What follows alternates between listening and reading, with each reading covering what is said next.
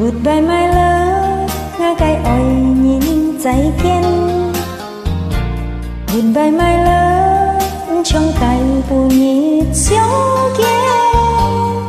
Ngày chẳng giết chết buồn hết như hi mong người ôi chính sự mong nhung phiền ngã cái chín chín gì.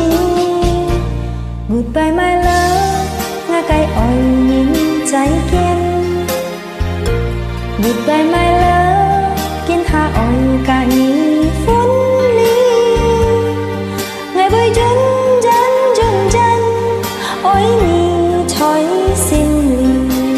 Hi mong nhìn bồi biong ngày mong kia.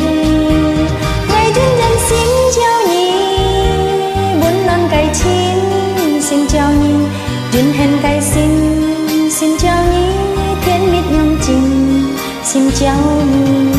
Cả chiều chơi cái có xăng, nhung hậu biong hẹn lì thon trên. Ngà ôi những trái kiên, tí kít sự phản kiên miên.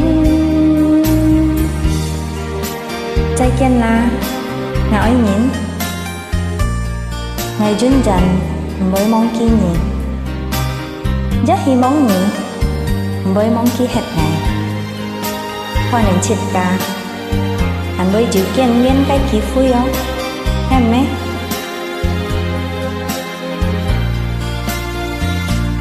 Goodbye my love, ngã cái ôi nhìn trái kiên. Goodbye my love, kiên hạ ôi cả nhị phút ly. Ngày bơi chân ôi nhị thói xin lì. Hi mong nhìn bồi biong ngày mong kia. Ngày chân xin chào nhị, buồn non cái chín xin chào nhị. Duyên hẹn cái xin chào nhị, thiên mít nhung trình xin chào nhị. Cả chiều chơi cái có xăng, nhung heo biong hẹt lì thon trên. Ngà ôi những trái kiên, tí kít sự phản kiên.